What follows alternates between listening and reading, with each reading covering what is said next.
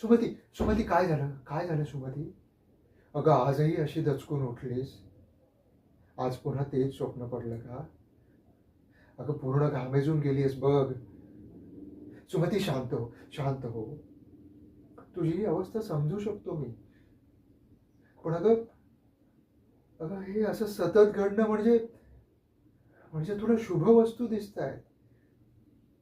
खरं तर तुला तुला संत सद्गुरू दिसत आहेत.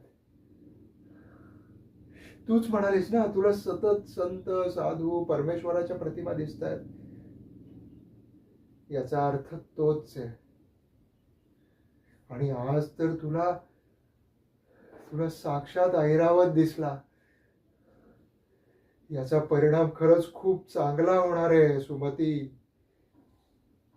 आणि मुळात हे स्वप्न तुला पहाटेच्या प्रहरी पडलंय सुमती.